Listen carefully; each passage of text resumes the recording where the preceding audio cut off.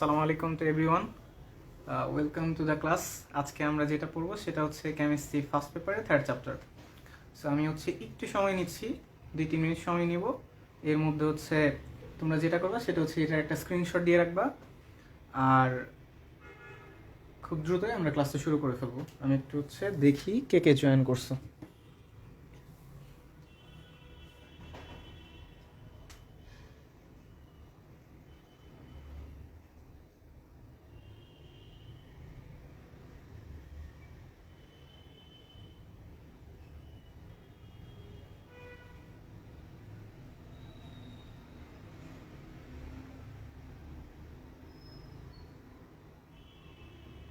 আমাকে একটু জাস্ট বলবা যে স্ক্রিন দেখা যায় কি না, কথা শোনা যায় কি না, এটা আমাকে একটু কমেন্টে জানাবা।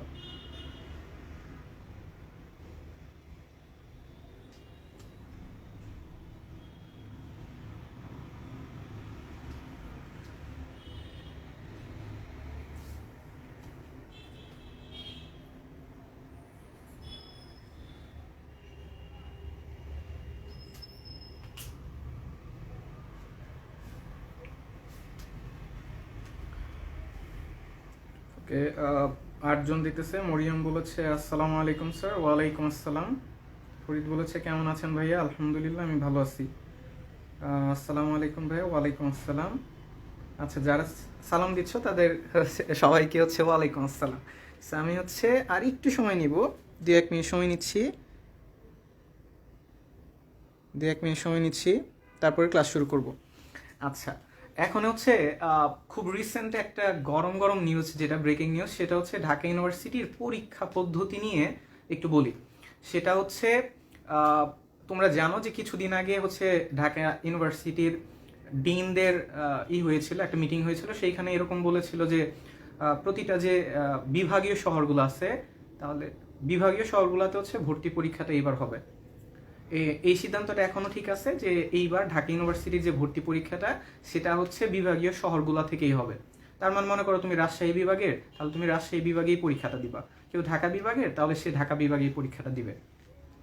সেকেন্ড যে বিষয় সেটা হচ্ছে যে মার্কস ডিস্ট্রিবিউশনটা কেমন হবে। সেটা হচ্ছে পরীক্ষা হবে 100তে পরীক্ষা হবে। গত বছর 200তে হয়েছিল, এর আগের বছর 200তে হয়, 100তে পরীক্ষা হবে। এর মধ্যে তোমার 20 মার্ক থাকবে হচ্ছে এসএসসি এবং এইচএসসি রেজাল্টের উপর, আর বাকি যে 80 নাম্বার, এইটার মধ্যে তোমার 40 থাকবে এমসিকিউ আর 40 থাকবে রিটেন। তো এইটা মোটামুটি নীতিগত সিদ্ধান্ত হয়েছে, এবং এইটা হচ্ছে তোমার খুব সম্ভবত কিছুদিনের মধ্যে হয়তো বা সার্কুলার দিয়ে দিবে। সো এইটা ছিল মোটামুটি একটা ব্রেকিং নিউজ। আজকে আমরা পড়বো হচ্ছে কেমিস্ট্রি ফার্স্ট পেপারের থার্ড চ্যাপ্টার। সো এই চ্যাপ্টার থেকে বিভিন্ন ইউনিভার্সিটিতে কি কি টাইপের প্রশ্ন আসতে পারে এই বিষয়গুলো আমরা দেখব।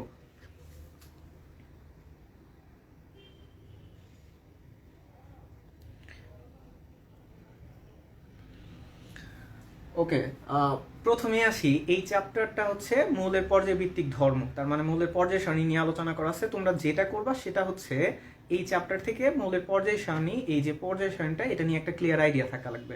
তো আমি এখানে গুরুত্বপূর্ণ কিছু বিষয় নিয়ে আলোচনা করার চেষ্টা করেছি। সেটা হচ্ছে যে পর্যায় সারণীতে তোমরা জানো যে 118টা মৌল আছে। এর মধ্যে অনেক আছে ধাতু, অনেক আছে অধাতু, এর মধ্যে আছে কিছু আছে আবার উপধাতু আছে। তো আমরা যদি হচ্ছে একটু দেখি, সেটা হচ্ছে যে একটা পর্যায় সারণীতে কতগুলা তোমার হচ্ছে ধাতু আছে, সেটা যদি আমরা দেখি, এটা তোমরা বিভিন্ন বইতে বিভিন্ন রকম পাবা।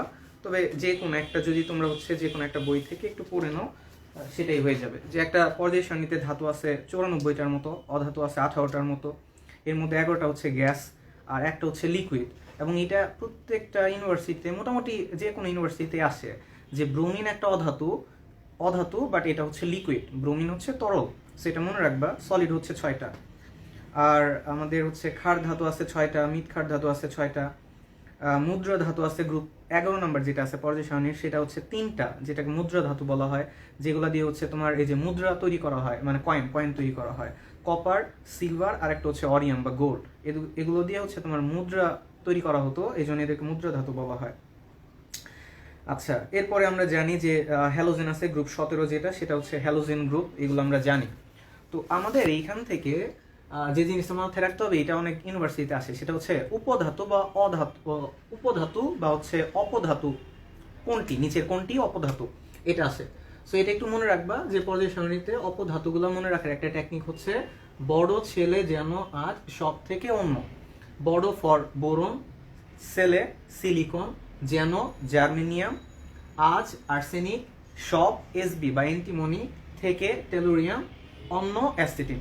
সো এইগুলো একটু মনে রাখতে হবে যে বড় ছেলে যেন আজ সব থেকে অন্য আসতে পারে, নিচের কোনটি অপধাতু, সেটা মাথায় রাখবো। এরপরে আছে যেটা, সেটা হচ্ছে কর্ণ সম্পর্ক। যে পর্যায় সারণীতে আমরা যদি একটু খেয়াল করে দেখি যে পর্যায় সারণীতে হচ্ছে কর্ণ সম্পর্ক আছে, যেমন ধরো লিথিয়াম, তারপর আছে ম্যাগনেসিয়াম। সো এই যে এরকম একটু খেয়াল করে দেখবা লিথিয়াম আর ম্যাগনেসিয়ামের মধ্যে হচ্ছে কর্ণ সম্পর্ক একটা পর্যায় সারণীতে। বেরিলিয়াম, অ্যালুমিনিয়াম, এদের মধ্যে কর্ণ সম্পর্ক রয়েছে। বোরন, সিলিকন, এদের মধ্যে কর্ণ সম্পর্ক। তো এটা মনে রাখার জন্য যে টেকনিকটা ফলো করবা সেটা হচ্ছে এদের মধ্যে ডিফারেন্স দেখবা সবসময় 9। এদের মধ্যে খেয়াল করে দেখবা যে এদের মধ্যে ডিফারেন্স থাকে 9। খেয়াল করো লিথিয়ামের পারমাণবিক সংখ্যা হচ্ছে 3, ম্যাগনেসিয়ামের হচ্ছে 12। সো এদের মধ্যে ডিফারেন্স কত? 9। বেরিলিয়াম 4, অ্যালুমিনিয়াম হচ্ছে 13। সো এদের মধ্যে ডিফারেন্স কত? 9। বোরন 5, সিলিকন 14, এদের মধ্যে পারমাণবিক সংখ্যার ডিফারেন্স কত? 9।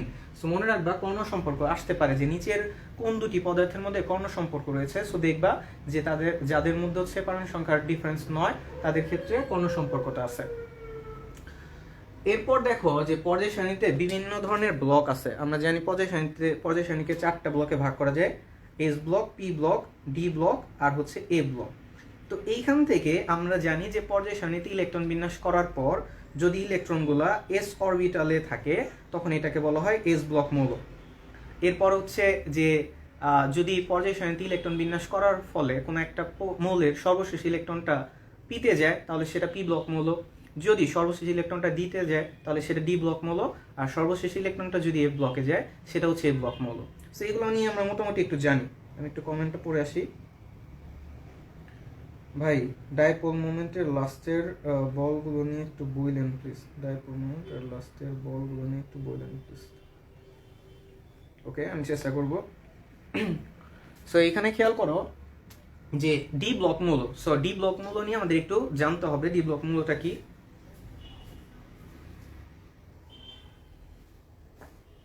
আমি যে জিনিসটা বললাম সেটা হচ্ছে পর্যায় সারণীতে ইলেকট্রন বিন্যাস করার পর যদি কোনো মৌলের সর্বশেষ ইলেকট্রনটা দিতে যায় সেটা ডি ব্লক মৌল।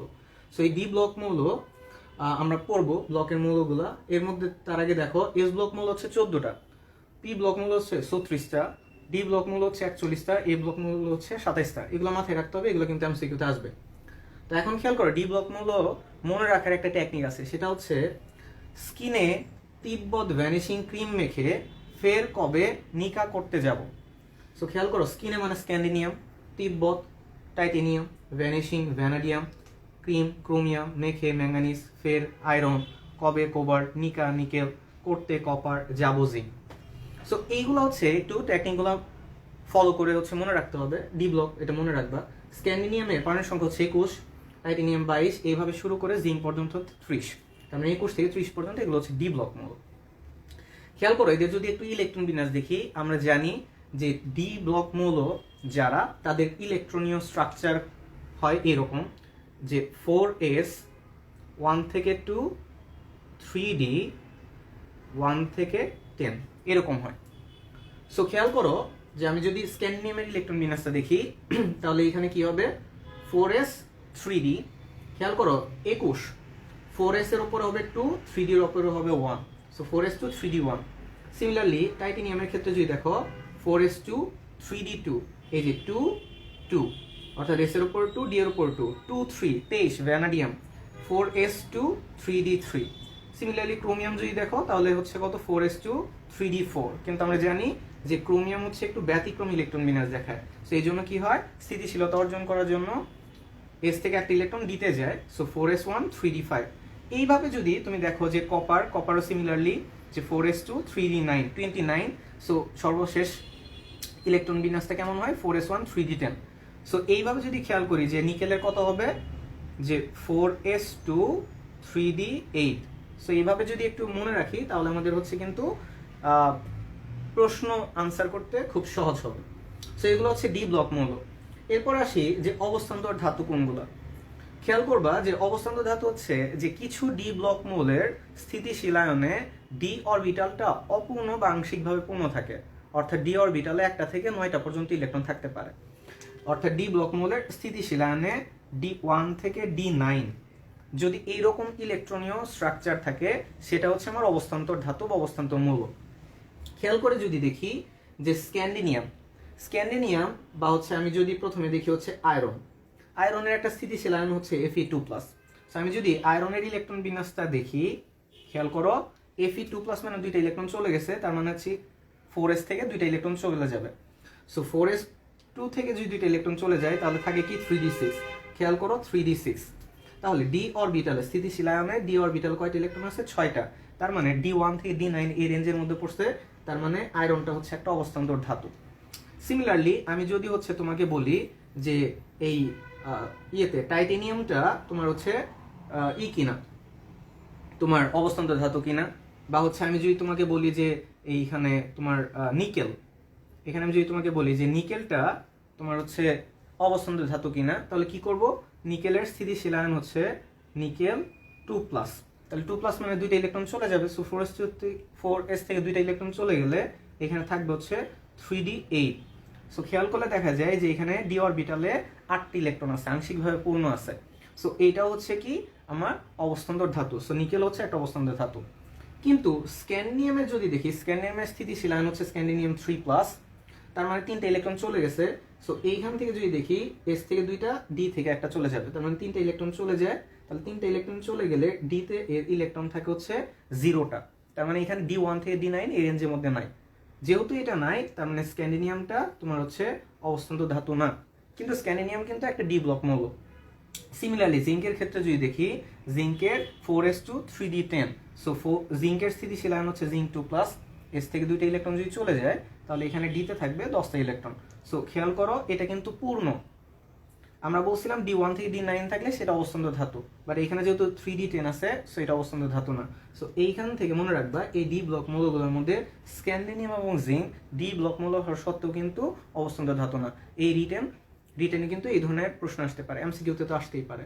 সো এই পর্যন্ত বোঝা গেছে কিনা এটা আমাকে একটু কমেন্টে দ্রুত জানাও।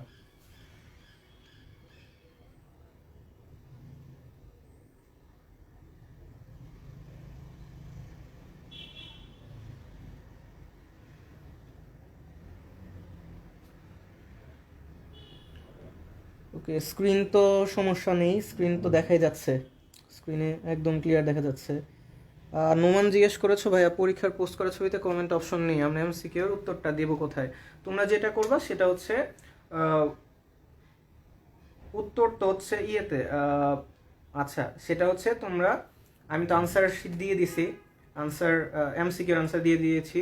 সো ওই পোস্টের কমেন্টেই তোমরা হচ্ছে তোমাদের মার্কসটা কত সেটা আমাকে একটু জানাবা।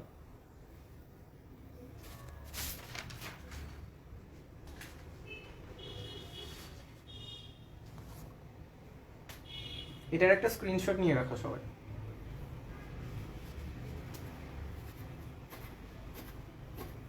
এখন খেয়াল করো যে এই ডি ব্লক মৌলগুলোর মধ্যে অবস্থান্তর কিছু মৌল হচ্ছে অবস্থান্তর ধাতু। সো অবস্থান্তর মৌল বা অবস্থান্তর ধাতু, এই অবস্থান্তর মৌল বা অবস্থান্তর ধাতুগুলোর কিছু স্পেশাল বৈশিষ্ট্য আছে। সেটা হচ্ছে এরা তোমার হচ্ছে জটিল যৌগ গঠন করতে পারে, রঙিন যৌগ গঠন করতে পারে, প্রভাবক হিসেবে কাজ করতে পারে, এরা হচ্ছে প্যারাচুম্বকত্ব প্রদর্শন করতে পারে বা চুম্বকত্ব ধর্ম এদের রয়েছে। সো আমরা প্রথমে দেখব যে জটিল যৌগ গঠন।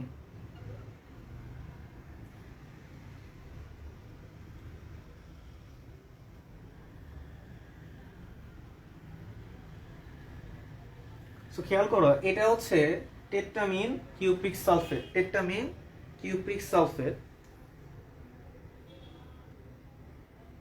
এটা একটা জটিল যৌগ। টেট্রামিন কিউপ্রিক সালফেট এটা একটা জটিল যৌগ, বা হচ্ছে K3FeCN6। পটাশিয়াম ফেরিসায়ানাইট এটা একটা জটিল যৌগ, বা K4FeCN6 এটা হচ্ছে একটা জটিল যৌগ। এইগুলা তো হচ্ছে সবগুলো হচ্ছে জটিল যৌগ, এবং এই জটিল যৌগগুলোর মধ্যে তোমার খেয়াল করো যে এদের মধ্যে প্রত্যেকের মধ্যে কিন্তু অবস্থান্তর ধাতু রয়েছে। কপার, আয়রন আয়রন এগুলো সবগুলো হচ্ছে অবস্থান্তর ধাতু। তার মানে অবস্থান্তর ধাতুগুলো জটিল যৌগ গঠন করে। এখন তোমাদের পরীক্ষায় এটা কখনো আসবে না যে জটিল যৌগ কিভাবে গঠন হয়েছে বা কিভাবে গঠন করে, তবে ঢাকা ইউনিভার্সিটি রিটেনে আসতে পারে। তো এইখান থেকে দেখো রিটেনে যদি আসে যে কিভাবে K4Fe6 এই জটিল যৌগটি গঠন হয়েছে, সেটা যদি আমরা দেখতাম তাহলে কি দেখবো। প্রথম কথা, জটিল যৌগ চেনের উপরে হচ্ছে থার্ড ব্র্যাকেট থাকবে, আর এর মধ্যে হচ্ছে তোমার অবস্থান্তর ধাতু থাকবে, এবং এইখানে লিগ্যান্ড থাকবে। কি থাকবে? লিগ্যান্ড। সো মনে রাখবো আমরা লিগ্যান্ড, লিগ্যান্ড বা বাংলায় বলা হচ্ছে দাতা পরমাণু, লিগ্যান্ড বা দাতা পরমাণু। লিগ্যান্ড বা দাতা পরমাণু হচ্ছে যারা কমপক্ষে এক জোড়া মুক্তজোড়ী ইলেকট্রন দান করতে পারে, এরা হচ্ছে লিগ্যান্ড। যেমন মনে করো NH3 এর কথা যদি বলি, NH3 তে এক জোড়া মুক্তজোড়ী ইলেকট্রন আছে, সো NH3 হচ্ছে একটা লিগ্যান্ড, কারণ এরা হচ্ছে যখন সন্নিবেশ সমযোজী বন্ধন তৈরি করে তখন এই এক জোড়া ইলেকট্রন দান করতে পারে। এরকম রয়েছে সায়ানাইড, এগুলো হচ্ছে লিগ্যান্ড। তারপরে মনে করো পানি, পানিতে হচ্ছে দুই জোড়া মুক্তজোড়ী ইলেকট্রন আছে, এগুলো হচ্ছে লিগ্যান্ড। এই লিগ্যান্ডগুলোর মধ্যে লিগ্যান্ডগুলো হচ্ছে আবার দুই প্রকার, কিছু আছে শক্তিশালী আর কিছু আছে হচ্ছে তোমার দুর্বল। তো শক্তিশালী লিগ্যান্ডগুলোর যদি দেখি বা হচ্ছে দুর্বল লিগ্যান্ডগুলো যদি দেখি, দুর্বল লিগ্যান্ড, দুর্বল লিগ্যান্ডগুলো হচ্ছে ফ্লোরাইড, ক্লোরাইড, ব্রোমাইড এবং পানি। এগুলো হচ্ছে তোমার দুর্বল লিগ্যান্ড, এগুলো একটু মাথায় রাখবা। এছাড়া বাকি যেগুলো আছে এগুলো হচ্ছে সবল লিগ্যান্ড, যেমন NH3, cyanide, NO, nitric oxide, এগুলো হচ্ছে সবল লিগ্যান্ড। তো দুর্বল লিগ্যান্ড এবং সবল লিগ্যান্ডটা কেন বললাম, যে আমরা জানি যে অবস্থান্তর ধাতুগুলো রঙিন যৌগ গঠন করে, তখন এই দুর্বল লিগ্যান্ড যাদের মধ্যে থাকে তাদের রংটা হয় হালকা, আর যাদের শক্তিশালী লিগ্যান্ড থাকে ওই শক্তিশালী লিগ্যান্ড দিয়ে হচ্ছে যদি কোনো জটিল যৌগ গঠন হয়, সেটা যদি রঙিন যৌগ তৈরি করে তবে সেটার রংটা হয় গাঢ়। সেটা একটু মাথায় রাখবা। এটা গেল লিগ্যান্ডের ব্যাপার। তার মানে একটা জটিল যৌগে লিগ্যান্ড থাকবে, অবস্থান্তর ধাতু থাকবে, আর থার্ড ব্র্যাকেট, এটা দেখে আমরা চিনতে পারবো যে জটিল যৌগ।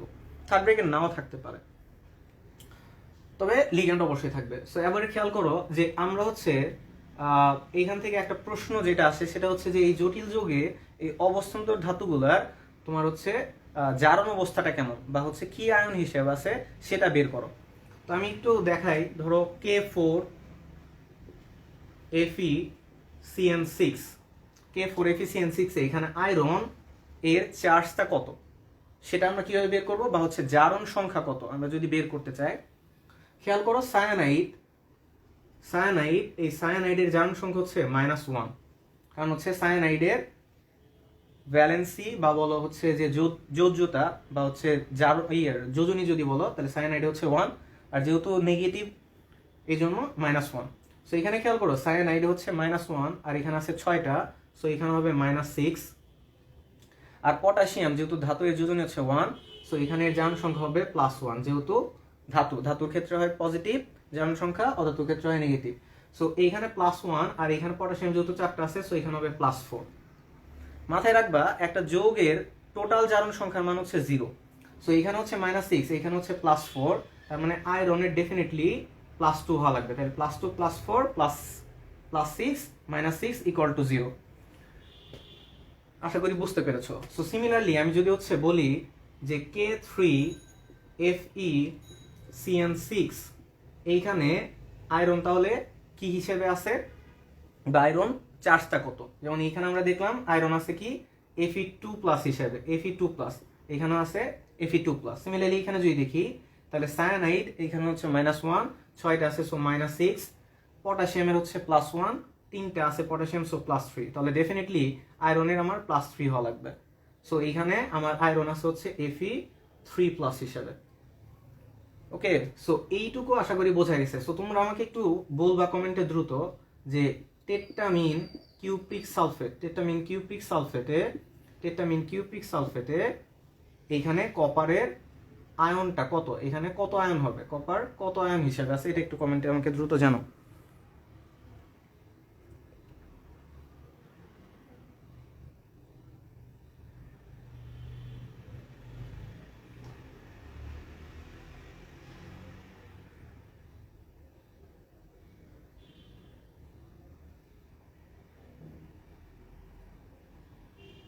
আচ্ছা, স্ক্রিনে সমস্যা হচ্ছে।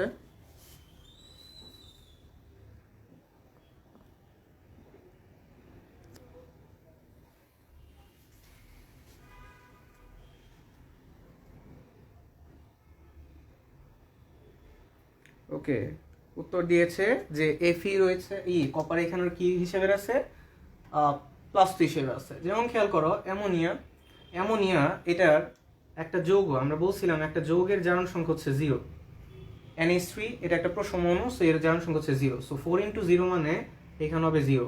সালফেট এর জারণ সংখ্যা হচ্ছে -2, তাহলে কপার ডেফিনেটলি কি হবে +2 হবে, সো এখানে কপার রয়েছে, কপার 2+ হিসাবে। সো যখন হচ্ছে তুমি জটিল যৌগের কিভাবে তৈরি করে, জটিল যৌগ কিভাবে তৈরি হয় সেটা পড়তে যাবা, তখন হচ্ছে তোমার এই জিনিসটা লাগবে যে অবস্থান্ত ধাতুগুলোর জারণ অবস্থাটা কেমন, জারণ অবস্থাটা কেমন। সো খেয়াল করো, আমি যদি হচ্ছে এখানে প্রথমে দেখি এই K4FeCN6, K4FeCN6, তাহলে এই জটিল যৌগটা কিভাবে গঠন হয়, তাহলে এইখানে আমার আয়রন রয়েছে কি হিসেবে, Fe2+ হিসেবে। সো Fe2+ এর যদি আমি ইলেকট্রন বিন্যাস লিখি, আর্গন 3d6, আর্গন 3d6, তার মানে এইখানে ডি অরবিটালে তোমার ইলেকট্রন রয়েছে কয়টা, আর 3d6, আর এখানে কত 4s0, কারণ 3d6 4s2 ছিল, এস থেকে দুইটা ইলেকট্রন চলে যায় আমরা জানি। তাহলে এখানে ডি অরবিটাল ইলেকট্রন রয়েছে কয়টা, আমরা জানি ডি অরবিটাল হচ্ছে 5টা, আর এস অরবিটাল যেটা আছে এস অরবিটাল। সো খেয়াল করো এটা হচ্ছে 3d, এটা হচ্ছে 4s। খেয়াল করো ডিতে আমার 6টা ইলেকট্রন আছে, সো হুন্ডের নীতিতে আমি যদি ইলেকট্রন বিন্যাস করি তাহলে প্রথমে একটা করে যাবে, এরপর আরেকটা যাবে, 4s এ কোনো ইলেকট্রন নাই। এবার এইখানে খেয়াল করো যে এই K4FeCN6, এইখানে আমার এই সায়ানাইডটা হচ্ছে লিগ্যান্ড, সায়ানাইডটা হচ্ছে আমার লিগ্যান্ড। তো এই লিগ্যান্ডগুলা আমার হচ্ছে এই জটিল যৌগটা গঠন করছে, এবং এই সায়ানাইডটা ইলেকট্রন দান করবে বা ইলেকট্রন দিবে। এখন এইখানে যে জিনিসটা খেয়াল করো, এইখানে আমার সায়ানাইড যুক্ত হয়েছে কয়টা, 6টা। সো এই যৌগের সন্নিবেশ সংখ্যা হবে 6। একটা জটিল যৌগে যতগুলা লিগ্যান্ড যুক্ত থাকে তার সন্নিবেশ সংখ্যা হচ্ছে তত। যেমন এইখানে লিগ্যান্ড কয়টা যুক্ত আছে, 6টা, সো এইখানে সন্নিবেশ সংখ্যা হচ্ছে 6। আমরা এটা জানি যে জটিল যৌগে লিগ্যান্ডগুলো সন্নিবেশ সমযোজী বন্ধনের মাধ্যমে জটিল যৌগগুলো গঠন করে। সো এখানে সন্নিবেশ সংখ্যা হচ্ছে 6, এটা একটু মাথায় রাখবো আমরা। সো খেয়াল করো K4FeCN6 এই জটিল যৌগে আয়রন রয়েছে Fe2+ হিসেবে, সো এটা ইলেকট্রন বিন্যাসটা আমরা লিখলাম। এইখানে খেয়াল করো সায়ানাইড যুক্ত আছে 6টা, তার মানে এখানে সায়ানাইড 6 জোড়া ইলেকট্রন দান করবে, কারণ আমরা জানি যে লিগ্যান্ড হতে হলে কমপক্ষে 1 জোড়া ইলেকট্রন দেওয়া লাগে। সো সায়ানাইড এই যখন জটিল যৌগটা গঠন করবে তখন 6 জোড়া ইলেকট্রন দিবে, তার মানে আমরা জানি প্রতিটা অরবিটালে ইলেকট্রন ধারণ ক্ষমতা হচ্ছে 2টা করে, তাহলে 6 জোড়া ইলেকট্রন দিলে আমার 6টা অরবিটাল প্রয়োজন। তার মানে এই Fe2+ এর আমার 6টা ফাঁকা ডি অরবিটাল প্রয়োজন। কিন্তু আমার এইখানে দেখো যে Fe2+ এ আমার ফাঁকা অরবিটাল আছে একটা, শুধুমাত্র 4s রয়েছে। সো এখানে আমার লাগবে হচ্ছে 6টা ফাঁকা অরবিটাল। সো এই 6টা ফাঁকা অরবিটাল কিভাবে তৈরি হয়, যখন Fe2+ এর সাথে এই লিগ্যান্ড এসে যুক্ত হয়, তখন এই লিগ্যান্ডের যে আমার মুক্তজোড়ী ইলেকট্রন রয়েছে, এই মুক্তজোড়ী ইলেকট্রনগুলা এই ডি অরবিটালে যে ইলেকট্রনগুলো আছে এই ইলেকট্রনগুলোকে বিকর্ষণ করে। বিকর্ষণ করার পরে এই ডি অরবিটাল ইলেকট্রনগুলো যথাসম্ভব আগে নিজেরা চেপে যায়, অর্থাৎ যেখানে সিঙ্গেল ইলেকট্রন ছিল সেখানে ডাবল ইলেকট্রন হয়ে যায়। সো যখন তোমার হচ্ছে এই জটিল যৌগটা গঠন করতে যায় K4FeCN6, অথবা তুমি যদি বলো হচ্ছে যে জটিল আয়নটা গঠন করতে যায়, অর্থাৎ 4- এই জটিল আয়নটা যখন গঠন করতে যায়, তখন এই ডি অরবিটাল ইলেকট্রনগুলোর মধ্যে একটু বিকর্ষণ তৈরি হয়। ডি অরবিটাল ইলেকট্রনগুলা লিগ্যান্ডের ইলেকট্রন দ্বারা বিকর্ষিত হয়ে প্রথমে কি হয়, যুগলবদ্ধ হয়। তাহলে এখানে সিঙ্গেল ছিল, এই দুইটা মিলে হচ্ছে ডাবল হয়ে যায়, এই দুইটা মিলে ডাবল হয়ে যায়। এবার খেয়াল করো সাথে আরেকটা জিনিস হয়, সেটা হচ্ছে যে এইখানে একটা সংকরায়ন হবে, যখন লিগ্যান্ডগুলো যুক্ত হবে তখন সংকরায়ন হবে। সো খেয়াল করো এটা ছিল 3d অরবিটাল, এর পরের অরবিটালটা ছিল 4s অরবিটাল। খেয়াল করো এখন 3টা অরবিটাল ফাঁকা হয়েছে, তার মানে আরো 3টা অরবিটাল প্রয়োজন। তখন 4s এর পরের যে অরবিটালটা আছে, অর্থাৎ 4p অরবিটাল যেটা আছে, এই 4p অরবিটালের সাথে সংকরায়ন হয়। খেয়াল করো এইখান থেকে দুইটা ডি অরবিটাল অর্থাৎ D2, এইখান থেকে একটা S, আর এইখান থেকে 4p থেকে 3টা p অরবিটাল মিলে এইখানে D2sp3 সংকরণের মাধ্যমে 6টা ফাঁকা অরবিটাল তৈরি হয়। যে 6টা ফাঁকা অরবিটালে পরবর্তীতে লিগ্যান্ড এসে যুক্ত হয় এবং হচ্ছে এইখানে ইলেকট্রন দেয়। এই 6টা ফাঁকা অরবিটালে 6 জোড়া ইলেকট্রন দেওয়ার মাধ্যমে এই FeCN6 4- এই জটিল আয়নটা গঠন করে, অথবা তুমি বলতে পারো যে K4FeCN6 এই জটিল যৌগটি গঠন হয়। তাহলে এইখানে আমাদের সংকরণটা কি হয়? D2sp3 সংকরণ, D2sp3 সংকরণ। সো এগুলা কিন্তু আসবে যে K4FeCN6 এ কি ধরনের সংকরণ আছে? D2sp3 সংকরণ আছে। এরপরে খেয়াল করো, এখানে আমার সায়ানাইড 6 জোড়া মুক্ত যৌগ ইলেকট্রন দিয়েছিল, এই জন্য এটাকে বলা হয় সন্নিবেশ সংখ্যা হচ্ছে 6। এবং এইখান থেকে তোমাদের যেটা মনে রাখতে হবে যে যখনই তোমরা এই জটিল যৌগগুলার পড়বা তখন সংকরণটা পড়বা যে কি ধরনের সংকরণ আছে, এরপর হচ্ছে তার আকৃতিটা কেমন। আমরা জানি D2sp3 এর আকৃতি হচ্ছে অস্ততলকীয়, সো এটা মাথায় রাখবো যে D2sp3 এর আকৃতি হচ্ছে অস্ততলকীয় এবং এখানে সন্নিবেশ সংখ্যা হচ্ছে 6। এই জিনিসগুলো একটু মাথায় রাখতে হবে, D2sp3 সংকরণ। আশা করি এতটুকু বোঝা গেছে। আমাকে একটু কমেন্টে জানাও যে বোঝা গেছে কিনা এই জিনিসটা, বোঝা গেছে কিনা।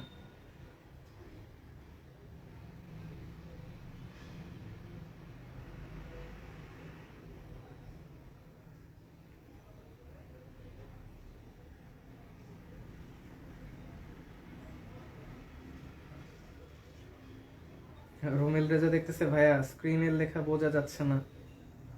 ওকে, কিছুই দেখা যায় না ক্লিয়ারলি। ভাইয়া স্ক্রিনটা ঠিক করে নেন আগে, স্ক্রিন আনক্লিয়ার। গতকাল এক্সামের সিকিউ আনসারগুলো কি হবে? হ্যাঁ, আনসারগুলো দিব, ক্লিয়ার আসছে না। ওকে, আমি হচ্ছে দেখতেছি।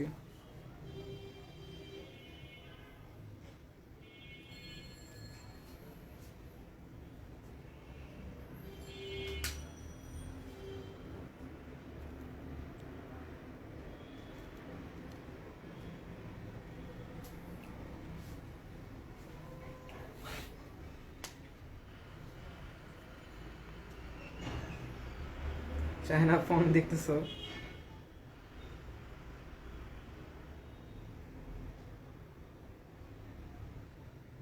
ভাইয়া ভিডিও আউট অফ ফোকাস হচ্ছে। ওকে, আবার রিপিট করেন। ওকে, দেখি আমার স্ক্রিনটা যদি বোঝা যায় তাহলে হচ্ছে আমি হচ্ছে আবার যাব। সো খেয়াল করো যে আমি হচ্ছে আরেকবার রিপিট করতেছি জটিল যৌগটা কিভাবে গঠন হয়। সো জটিল যৌগটা গঠন হয় হচ্ছে যে প্রথমে তোমার দেখতে হবে যে জটিল যৌগে তোমার হচ্ছে অবস্থান্ত ধাতুটা কি আয়ন হিসেবে আছে। সো K4FeCN6 এ আয়রন আছে Fe2+ হিসেবে। সো এখানে আমরা দেখতেছি D তে 6টা ইলেকট্রন আছে।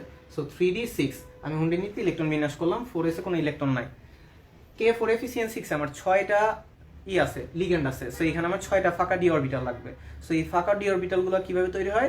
সংকরণের মাধ্যমে তৈরি হয়। সংকরণটা কখন হয়? যখন সায়ানাইড Fe2+ এর সাথে যুক্ত হইতে আসে এবং জটিল যৌগ গঠন করতে যায়, তখন ডি অরবিটাল ইলেকট্রনগুলা এবং হচ্ছে সায়ানাইডের যে মুক্ত যৌগ ইলেকট্রন আছে এদের মধ্যে বিকর্ষণ হয়। বিকর্ষণ হয়ে ডি অরবিটাল ইলেকট্রনগুলো যথাসম্ভব যুগলবদ্ধ হয় এবং তার পাশের যে অরবিটালটা আছে সেই অরবিটালের সাথে সংকরণ হয়। যেমন এইখানে ছিল 1 2 3 4 চারটা সিঙ্গেল ইলেকট্রন ছিল, এরা এই যে দুইটা ডাবল ইলেকট্রন হয়ে গেছে, অরবিটালগুলো ভর্তি করে ফেলছে ইলেকট্রন দিয়ে দুইটা করে। আর এইখানে তাহলে ফাঁকা হলো কয়টা? দুইটা। এসে আমার একটা আগে থেকে ফাঁকা ছিল, তাহলে 3টা হলো, আমার আরো 3টা প্রয়োজন। এটার জন্য 4s এর পরের যে অরবিটালটা আছে 4p, এই 4p অরবিটালের সাথে সংকরণ করে। ফলে এখানে D থেকে 2টা আসে, সো D2, S থেকে একটা আসে S, P থেকে 3টা আসে, সো D2sp3 সংকরণ হয়।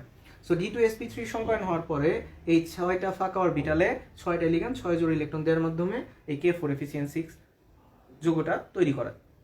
সো এইখানে মনে রাখবো সংকরণ হচ্ছে D2sp3, আকৃতি হচ্ছে অস্ততলকীয় এবং সন্নিবেশ সংখ্যা হচ্ছে 6, যেহেতু 6টা লিগ্যান্ড যুক্ত হয়েছে।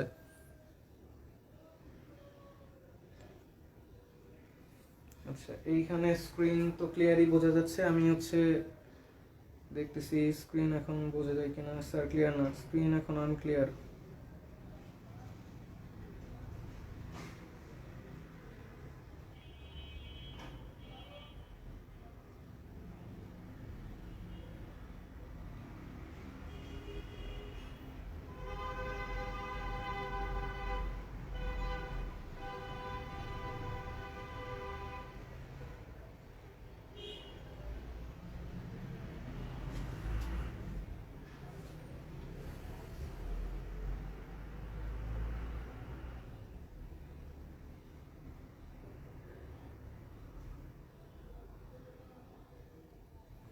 ওকে, আমি হচ্ছে এখন ভিডিওটা করব, আমি হচ্ছে আবার লাইভে আসতেছি, এখনই লাইভে আসবো। এটা আমি অফ করে এখনই আবার লাইভে আসতেছি।